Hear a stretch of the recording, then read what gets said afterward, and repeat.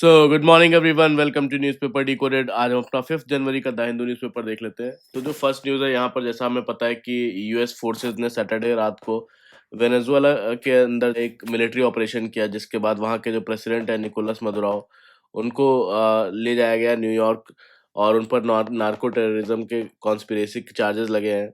तो मदुराओ के कैप्चर के बाद वेनेजुएला की जो सुप्रीम कोर्ट है उसने वहाँ के वाइस प्रेसिडेंट डेल्सी रॉड्रिग्स को एक्टिंग प्रेसिडेंट बना दिया, ताकि जो गवर्नमेंट का काम है वो चलता रहे। डोनाल्ड ट्रम्प ने वार्निंग दी है कि अगर जो है रॉड्रिग्स सही काम नहीं करेंगे तो उसे मदुराओ जो है उनसे भी ज़्यादा नुकसान उठाना पड़ सकता है। और उन्होंने ये भी हिंट दिया कि अमेरिका दूसरे कंट्रीज़ में भी इंटरवेंशन कर सकता है। और ट्रम्प ने ये भी कहा था कि अमेरिका जो है वेनेजुएला के ऑयल जो इंफ्रास्ट्रक्चर है उसको कंट्रोल करके ऑयल जो है वो अदर कंट्रीज़ को सेल करेगा। फिर जो नेक्स्ट है यहाँ पे, India's Russian oil imports at 6 month high in November. तो यहाँ पे इंडिया का जो रशियन ऑयल इंपोर्ट है वो नवंबर 2025 में वॉल्यूम और वैल्यू दोनों के हिसाब से 6 मंथ हाई पर पहुँच गया है। और रशिया का शेयर जो है वो इंडिया के टोटल ऑयल इंपोर्ट्स में 35% हो गया है। और ये तब हुआ जब यूएस के साथ ट्रेड डील जो है वो फाइनलाइज़ करने में ज़्यादा प्रोग्रेस नहीं हो रही थी। और फिर भी इंडिया ने जो अमेरिकन ऑयल की बाइंग है वो बढ़ा दी थी, जो नवंबर में 7 मंथ हाई पर पहुंच गया यूएस से।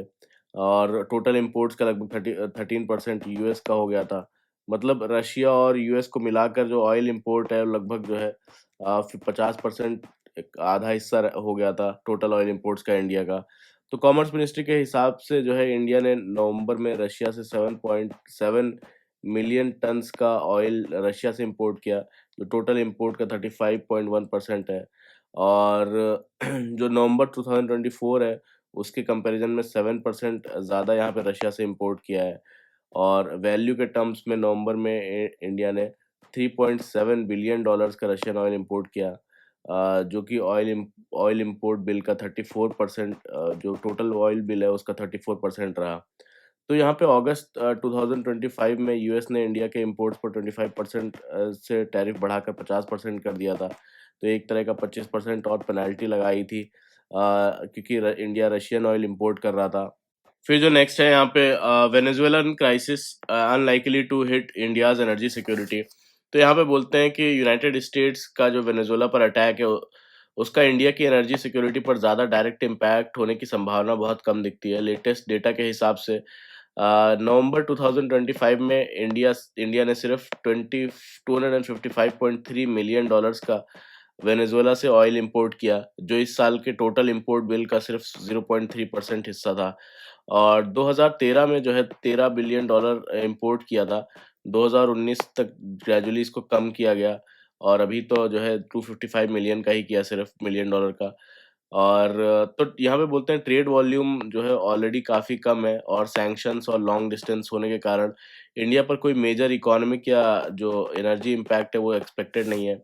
और जो वेनेजुएला है वो बेसिकली ओपेक का मेंबर है, जो ऑयल एक्सपोर्टिंग कंट्रीज़ हैं। लेकिन अभी भी वो दूसरे ऑयल प्रोड्यूसिंग जो कंट्रीज़ है उसके कंपैरिजन में काफ़ी कम ऑयल प्रोड्यूस करता है। तो वेनेजुएला का जो शेयर है ओपेक एक्सपोर्ट्स में वो सिर्फ 3.5% है। और ग्लोबल ऑयल सप्लाई का जो है वह 1% के अराउंड है। तो इसका मेन रीज़न ये है कि वेनेजुएला जो है हेवी क्रूड ऑयल जो है वेनेजुएला का होता है और जिसको प्रोसेस करने के लिए स्पेशल रिफाइनरीज़ चाहिए, जो ज़्यादा कंट्रीज़ के पास नहीं है। इसीलिए ज़्यादातर वेनेजुएला जो है वो चाइना को एक्सपोर्ट करता है हेवी क्रूड ऑयल, क्योंकि उनके पास प्रोसेसिंग कैपेसिटी है।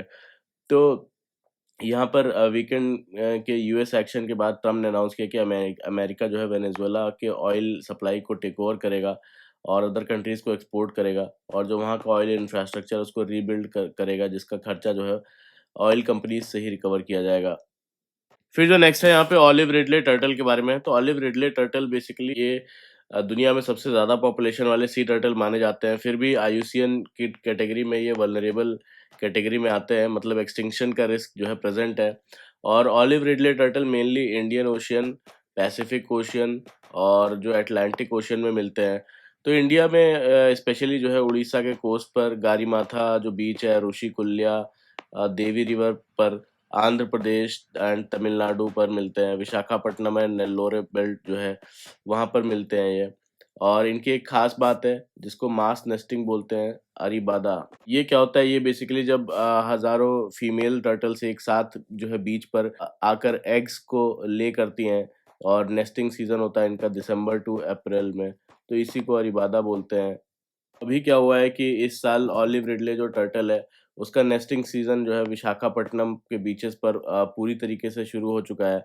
लेकिन बीच पर टर्टल के जो डेड बॉडीज़ हैं, कार्कासेज़ हैं, मिलने के कारण वाइल्ड लाइफ लवर और कंज़र्वेशनिस्ट जो है वो परेशान हैं। और यहाँ पर क्या हुआ है कि माना जा रहा है कि ये टर्टल्स जो है फिशिंग नेट्स में फँस कर डूब गए, और एक्सपर्ट्स के मुताबिक टर्टल्स को हर 40 से 50 मिनट में साँस लेने के लिए सरफेस पर आना होता है।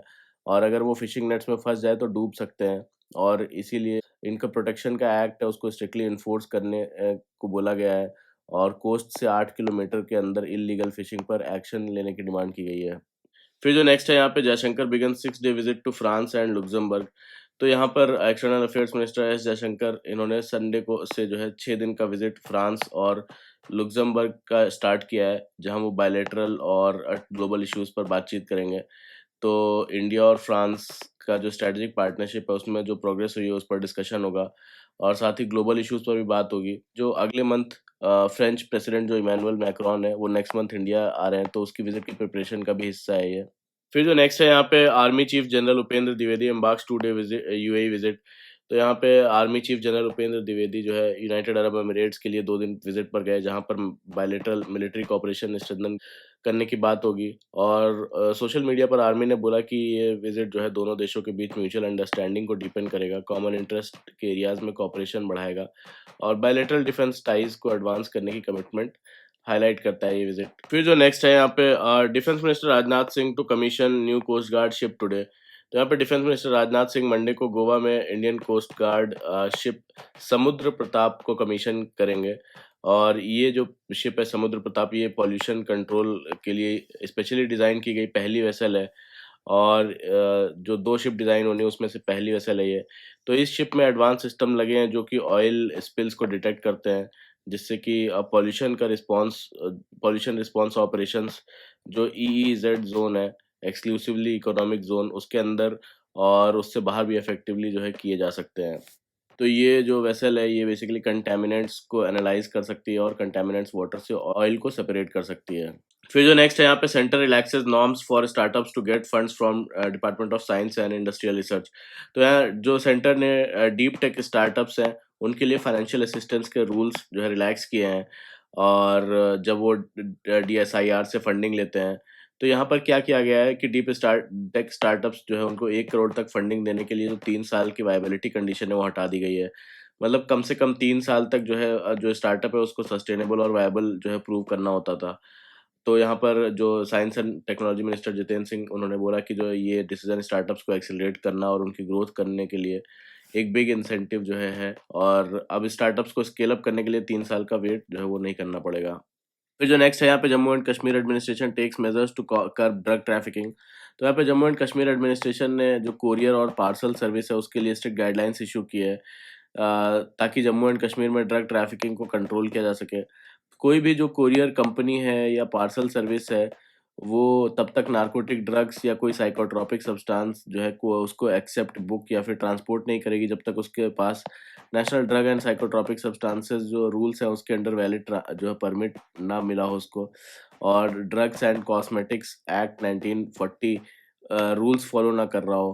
तो ये ऑर्डर जो भारतीय नागरिक सुरक्षा संहिता 2023 का जो सेक्शन 163 और national drugs and psychotropic act 1985 के प्रोविजंस के अंडर इशू किया गया है। जितने भी जो एम्प्लॉयज़ हैं, डिलीवरी स्टाफ हैं, क्लर्क्स हैं, सबका पुलिस वेरिफिकेशन जो है कंपलसरी होगा, और कंपनीज़ को जो वेरीफाइड एम्प्लॉयज़ हैं उनका अपडेटेड रजिस्टर मेंटेन करना होगा।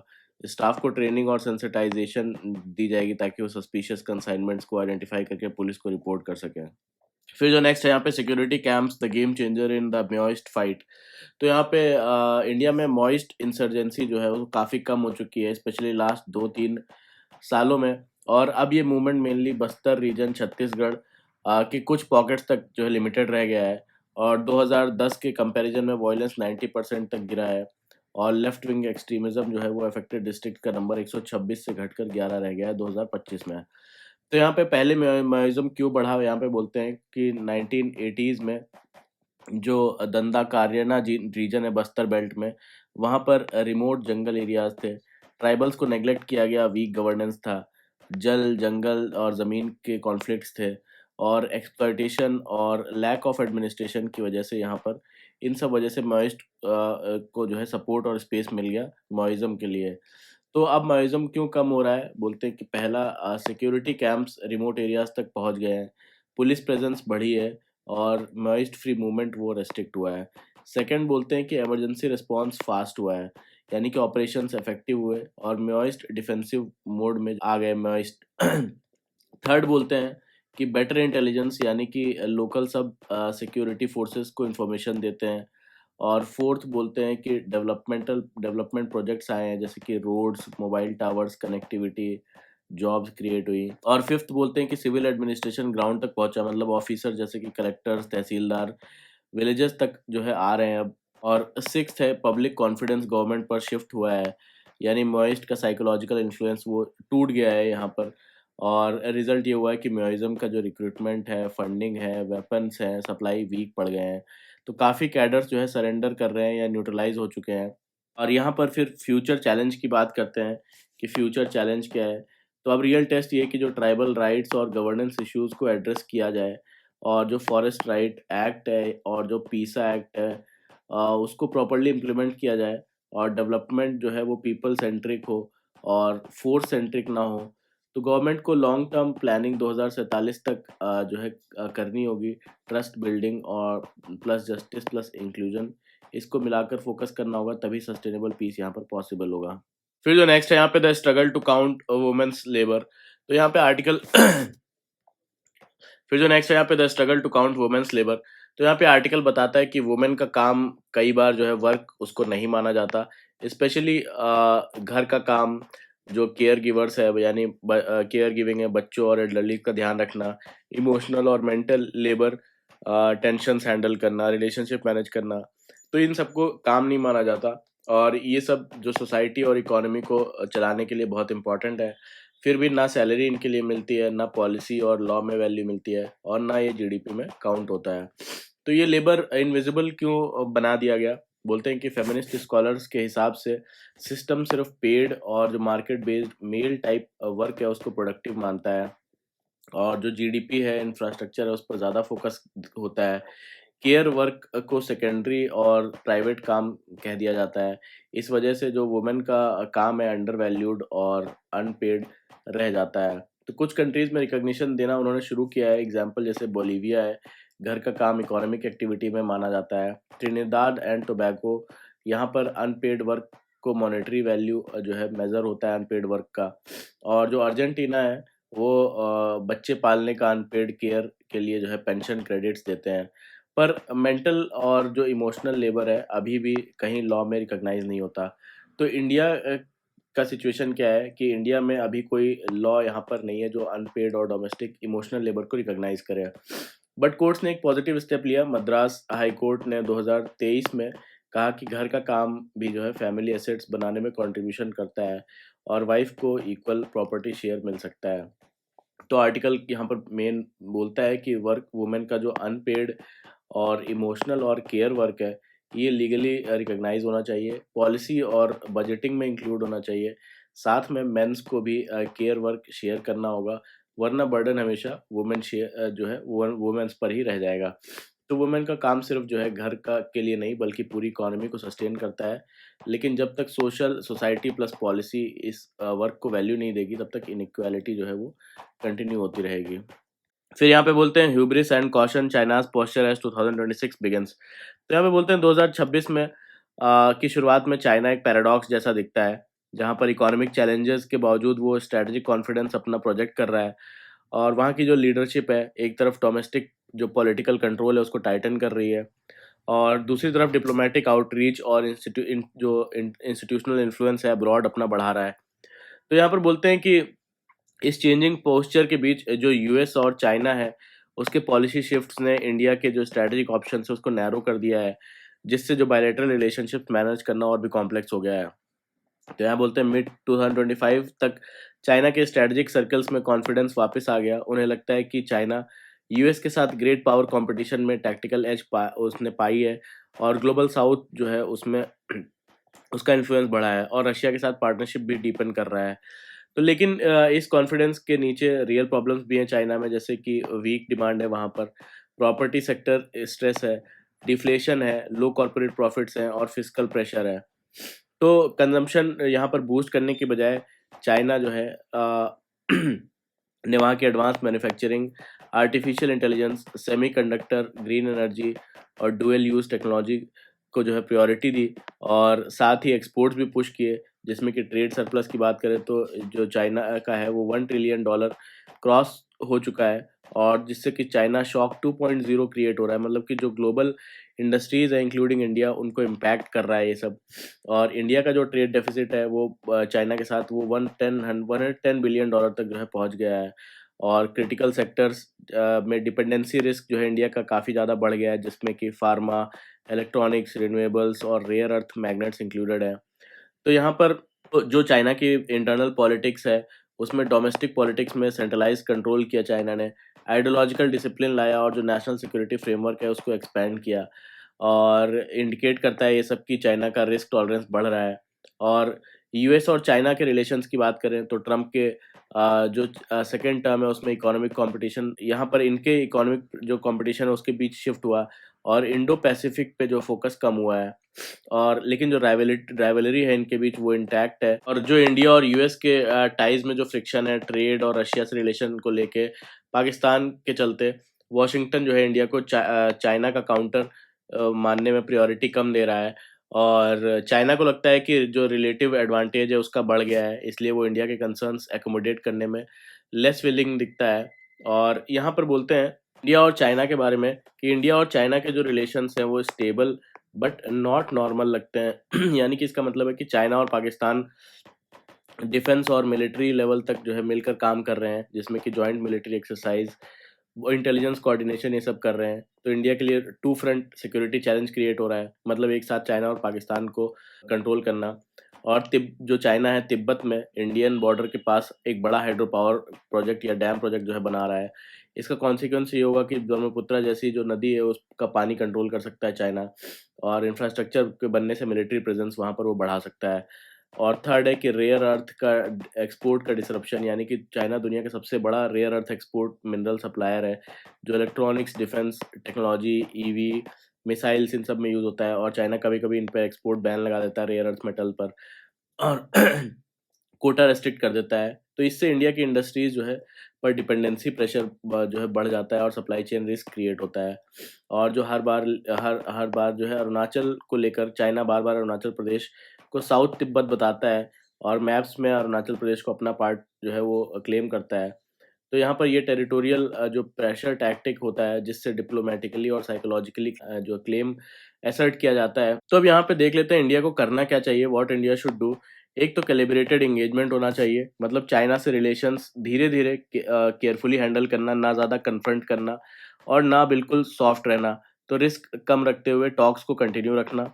और जो सेकंड है एसिमेट्रिक डिटरेंस को स्ट्रेंथन करना, मतलब सीधा मिलिट्री कंपटीशन नहीं ना करके, बल्कि ऐसे एरियाज अपने स्ट्रांग करना डोमेस्टिक, जहां इंडिया एडवांटेज ले सकता है, जैसे कि साइबर सिक्योरिटी हो गया, या मिसाइल्स हो गए, स्पेस हो गया, मैरीटाइम प्रेजेंस हो गया। तो वो सब जो है स्ट्रेंथन कर सकता है इंडिया।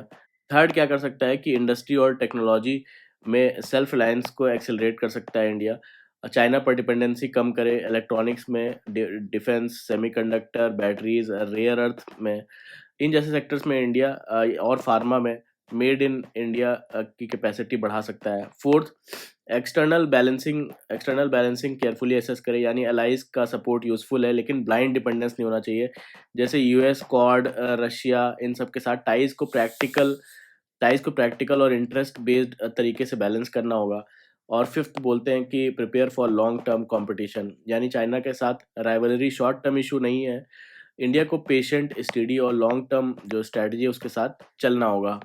फिर जो नेक्स्ट है यहाँ पे high and dry social security for gig workers must be made accessible and secure in practice. तो यहाँ पे ये आर्टिकल बेसिकली ये कह रहा है कि इंडिया में जो गिग वर्कर्स हैं delivery boys, cab drivers, app based जो वर्कर्स हैं, उनका स्ट्राइक इसलिए हुआ क्योंकि जो नए लेबर रूल्स हैं, उनके रियल प्रॉब्लम सॉल्व नहीं करते, बस सोशल सिक्योरिटी तक लिमिटेड है। वेजेस और वर्किंग कंडीशन पर भी जो है क्लियर प्रोटेक्शन नहीं देते। तो प्रॉब्लम क्या है कि गवर्नमेंट के जो नए लेबर कोड्स है उसमें गिग वर्कर्स को एम्प्लॉयज़ नहीं माना गया है वेजेस के लिए, और प्लेटफॉर्म जैसे कि ज़ोमैटो, स्विगी, ओला, उबर, इनको सिर्फ सोशल सिक्योरिटी फंड में थोड़ा पैसा डालना होगा। लेकिन जो लो पे है, अनफेयर इंसेंटिव है, एल्गोरिदम कट्स है या फिर कोई ट्रांसपेरेंसी इसमें नहीं दी गई है। तो इसलिए स्ट्राइक रीज़नेबल था क्योंकि उनके कोर इश्यूज़ जो है अनटच्ड रह गए। तो ड्राफ्ट रूल्स क्या कहते हैं कि गिग वर्कर्स को जो है पोर्टल पर रजिस्टर करना होगा और प्लेटफॉर्म्स को वर्कर डेटा अपलोड करना होगा। सोशल सिक्योरिटी के लिए एलिजिबिलिटी क्या है कि 90 डेज़ एक प्लेटफॉर्म के साथ काम करना होगा या फिर तो 120 दिन तक टोटल अक्रॉस प्लेटफॉर्म जो है ये काम करना होगा। यानी कि अलग-अलग प्लेटफॉर्म्स को मिलाकर 120 दिन काम किया हो या फिर एक ही प्लेटफॉर्म पे 90 दिन काम किया हो। और यहाँ पर प्रॉब्लम ये है कि अगर worker illness, maternity, family care या डिमांड स्लम्प की वजह से ब्रेक्स ले, तो एलिजिबिलिटी जो है लैप्स हो सकती है और सिस्टम प्लेटफॉर्म्स के फ़ेवर में ज़्यादा लगता है। तो आर्टिकल का सजेशन है कि रूल्स को प्रैक्टिकल बनाया जाए और जो 90 और 120 दिन वाली जो कंडीशन है, उसमें इलनेस, मैटरनिटी और जो डिमांड कोलैप्स प्रोटेक्शन ऐड हो, बेनिफिट्स क्लियर डिफाइन हो, कौन-कौन से बेनिफिट्स ऐड होंगे, डिस्प्यूट रेज़ोल्यूशन सिस्टम हो, टाइम बाउंड जो क्लेम्स को प्रोसेस करने का प्रोविज़न्स हो और प्लेटफ़ॉर्म पर डिपेंडेंट नहीं होना चाहिए। तो वर्कर्स को पीरियोडिक जॉब्स और जो अर्निंग स्टेटमेंट है वो मिलने चाहिए ताकि वो रॉन्ग डेटा चैलेंज कर सकें। तो यहाँ पर अगर रूल्स रिवाइज़ नहीं हुए तो बोलते हैं कि गिग वर्कर्स की इनसिक्योरिटी वैसे भी बनी रहेगी और स्ट्राइक्स फिर होती रहेंगी। फिर जो नेक्स्ट है यहाँ पे Trump's Venezuela strikes constitute the latest act of US imperialism. तो आर्टिकल कह रहा है कि यूएस के इंपीरियल एक्शंस हमेशा जो है ट्रेजेडी लाते हैं, लेकिन डोनाल्ड ट्रंप के टाइम में जो ये एब्सर्ड ड्रामा का एलिमेंट इसमें ऐड हो गया है। जैसे कि 2003 में इराक इन्वेजन हुआ, वो झूठे रीजंस पर हुआ, वॉर हुई, कंट्री वहाँ का टूट गया इराक, और आईएस जैसे ग्रुप्स जो है वो बने और पूरा वेस्ट एशिया डिस्टेबलाइज हो गया। बोलते हैं वही प्लेबुक अब दोबारा से वेनेजुएला में रिपीट हो रहा है। तो बोलते हैं कि what US did in Venezuela, तो यूएस ने प्रेसिडेंट निकोलस मदुरो को फोर्सफुली रिमूव करके वहाँ उनको एग्जाइल करके न्यूयॉर्क ले गए और ऑयल टैंकर्स पर नेवल ब्लॉकेड से उसको रोका और कैरेबियन वाटर्स में जो सिविलियंस को मारने के एलिगेशंस लगाए, और सब कुछ यूनाइटेड नेशन सिक्योरिटी काउंसिल को बाईपास करके हुआ। तो आर्टिकल कहता है कि इंटरनेशनल लॉ का वायलेशन है ये, यूनाइटेड नेशन चार्टर आर्टिकल जो 2 है उसके खिलाफ है। यूनाइटेड नेशन का चार्टर आर्टिकल 2 क्या कहता है? ये बोलता है कि हर कंट्री इंडिपेंडेंट और इक्वल है और कोई भी जो देश है वो दूसरे देश के अफेयर्स में ज़बरदस्ती इंटरफेयर नहीं करेगा। सेकंड बोलता है किसी कंट्री पर अटैक, इन्वेजन या मिलिट्री फोर्स यूज़ नहीं किया जाएगा जब तक यूनाइटेड नेशन सिक्योरिटी काउंसिल से अप्रूवल ना मिले, और टेरिटोरियल जो इंटीग्रिटी है उसको रेस्पेक्ट करना, पीसफुल डिस्प्यूट का सेटलमेंट करना, टॉक्स, डिप्लोमेसी और नेगोशिएशंस को लेके। तो इस आर्टिकल के जो रीजंस हैं, 3 मेन मोटिव्स हैं यूएस ने क्यों इंटरवीन किया वेनेजुएला में। एक तो मोनरोय जो डॉक्ट्रिन है उसको रिवाइव करना, जिसमें कि अमेरिका पर यूएस डोमिनेंस फिर से एस्टैब्लिश करना और यूरोपियन पावर्स को दूर रखना और चाइना का इन्फ्लुएंस यहाँ पर वेनेजुएला में होने से रोकना। सेकंड है कि चाइना को लैटिन अमेरिका से दूर रखना, यानी वेनेजुएला का जो चाइना के साथ ऑयल ट्रेड है, वो जो है बढ़ रहा था, तो उसको उस पर भी कंट्रोल करना। थर्ड है कि ऑयल रिजर्व्स पर कंट्रोल। वेनेजुएला के पास मैसिव क्रूड रिजर्व्स हैं और यूएस बिजनेस के लिए ये प्राइस जैसा है। अब बोला गया कि ये मूव क्यों उसको बैकफायर कर सकता है, तो बोलते हैं मदुराओ जो था जो वहाँ वेनेजुएला का प्रेसिडेंट, वो अथॉरिटेरियन था पर जो उसकी पार्टी है काफ़ी सपोर्ट बेस रखती है और लोग इसको कॉलोनियल लूट की तरह देख सकते हैं और उसका कंटिन्यूएशन समझ सकते हैं। तो ये बोलते हैं कि यूएस जो है लिबरेशन के नाम पर रजीम चेंज वो इम्पोज कर रहा है वेनेजुएला में। और बिगर मैसेज आर्टिकल का ये है कि जो कोल्ड वॉर के बाद लिबरल वर्ल्ड ऑर्डर का ड्रीम था, यूएस और रशिया दोनों ने उसे डैमेज किया। ट्रम्प एरा में जो क्लाइमेट डील्स हैं, यूएस को एग्जिट कराया, टैरिफ वॉर्स बढ़ रहे हैं, यूनिलेटरल एक्शंस हो रहे हैं, इंटरनेशनल नॉर्म्स की डिसरिस्पेक्ट और भी ज़्यादा बढ़ गई है। तो वेनेजुएला का जो इन्वेजन है, उसको ऑथर कहते हैं कि ट्रम्प स्टाइल आइसोलेशनिज्म प्लस इम्पीरियलिज्म का वायलेंट आउटकम है यहाँ पर, और ये वार्निंग देता है कि अगर वर्ल्ड साइलेंट रहा तो सॉवरेनिटी सिर्फ जो है वॉशिंगटन की मर्जी पर डिपेंड हो जाएगी। तो नेक्स्ट है यहाँ पे India loses 0.4% of its GDP every year to natural disasters. तो यहाँ पे बोलना है कि इंडिया, चाइना और जो आसियान के 11 कंट्रीज हैं, जैसे वियतनाम, इंडोनेशिया, फिलीपींस, अब और ज़्यादा फ्रीक्वेंट और सीवियर नेचुरल डिजास्टर्स का सामना कर रहे हैं। बोलते हैं लास्ट 10 ईयर्स में लगभग 100 डिजास्टर्स हुए, जिसमें कि 80 मिलियन लोग इफेक्ट हुए, और डिफरेंट रीजन्स में अलग अलग टाइप के रिस्क हैं। इंडिया जो है फ्लड्स और स्टॉर्म्स जो है वहाँ पे सबसे बड़ा रिस्क है इंडिया में। इंडिया और जो जो फिलीपींस और वियतनाम है, वहाँ पर ट्रॉपिकल साइक्लोन्स, चाइना और इंडोनेशिया में हाई अर्थक्वेक से ज़्यादा ये अफेक्टेड है। तो बोलते हैं कि 1990 से 2024 के बीच इंडिया को हर साल एवरेज 0.4% का जीडीपी में इकोनॉमिक लॉस डिजास्टर से होता है। और इंडिया में लॉसेस ज़्यादातर जो फ्लड्स हैं, लैंडस्लाइड है, यानी कि हाइड्रोलॉजिकल डिजास्टर से होते हैं। और म्यांमार में स्पेशली जो लॉसेस हैं मेनली म्यांमार में, वहाँ पे एक्सट्रीम हीट साइक्लोन्स की वजह से होते हैं। तो रीजनल रिस्क में ये सब इंक्लूडेड है, जो ड्रॉट्स हैं, वाइल्ड फायर्स हैं, अर्थक्वेक है, वोल्केनिक इरप्शंस हैं। और वर्ल्ड रिस्क इंडेक्स की बात करें तो यहाँ पर risk is equals to exposure plus vulnerability का कंबाइंड स्कोर होता है, जिसमें कि कितनी पॉपुलेशन रिस्क पे है, कोपिंग कैपेसिटी क्या है, लॉन्ग टर्म एडाप्टेशन क्या है। तो इंडिया का रैंक जो है बोलते हैं कि फिलीपींस के बाद सेकंड हाईएस्ट रिस्क वालों में आता है। मतलब इंडिया हाई एक्सपोज्ड और वल्नरेबल कैटेगरी में आता है। तो यहाँ पर बोलते हैं कि मैसेज क्या है, यहाँ पे बोलते हैं नेचुरल डिजास्टर्स ज़्यादा फ्रीक्वेंट और इंटेंस हो रहे हैं, और इकोनॉमिक जो डैमेज है वो बढ़ रहा है। इसलिए गवर्नमेंट को डेटा बेस्ड डिजास्टर रिस्क जो है फाइनेंसिंग एंड प्लानिंग स्ट्रेंथन अपनी करनी होगी। फिर जो नेक्स्ट है यहाँ पे political instability, constitutional change and military hold over Pakistan. तो यहाँ पे बोलते हैं कि जो पाकिस्तान की पॉलिटिक्स में एक बार फिर से वही पुराना पैटर्न दिख रहा है, जिसमें आर्मी का कंट्रोल बढ़ रहा है। और 2025 में जो जनरल आसिम मुनीर है, उनको एक नई पावरफुल पोस्ट दी गई, जिससे उनका आर्मी में इन्फ्लुएंस और भी ज़्यादा स्ट्रांग हो गया। और इसे लोग साइलेंट कूप की तरह जो है कहते हैं, क्योंकि पावर शिफ्ट बिना ओपनली जो है टेक ओवर किए बिना ही उनका हो गया पावर शिफ्ट। और हिस्ट्री भी यही दिखाती, पहले अयूब खान, याहा खान, जियाउल हक और बाद में परवेज मुशर्रफ, आर्मी ने बार बार गवर्नमेंट पर जो है कब्जा या कंट्रोल कर लिया, कभी डायरेक्ट कूप से, कभी पर्दे के पीछे। तो इसका मेन रीज़न ये है कि पाकिस्तान में सिविलियन गवर्नमेंट वीक जो है हमेशा से रही है। पॉलिटिकल फाइट्स ज़्यादा हुए, इंस्टीट्यूशंस स्ट्रांग कभी नहीं बने, और आर्मी जो है एक डिसिप्लिन्ड और ऑर्गेनाइज्ड पावर जो है वहाँ पे बन गई। तो इसीलिए चाहे प्राइम मिनिस्टर बदलते रहे, फिर भी जो पावर है अक्सर हमेशा आर्मी के पास ही रह जाती है। तो आर्टिकल बोलता है कि जब तक पाकिस्तान डेमोक्रेसी और इंस्टीट्यूशन को स्ट्रांग नहीं बनाता, तब तक आर्मी पॉलिटिक्स के जो है पीछे रियल पावर वो बनी रहेगी। फिर जो नेक्स्ट है यहाँ पे, यहाँ क्या हुआ है कि यूएस कांग्रेस के जो डेमोक्रेटिक लीडर्स हैं वो कह रहे हैं कि ट्रम्प एडमिनिस्ट्रेशन ने उन्हें मिसलीड किया। और पहले बोला गया कि वेनेजुएला में रेजिम चेंज या मिलिट्री एक्शन वो नहीं होगा, लेकिन फिर सडन अटैक करके जो वेनेजुएला के प्रेसिडेंट है मदुराओ, उनको हटा दिया गया।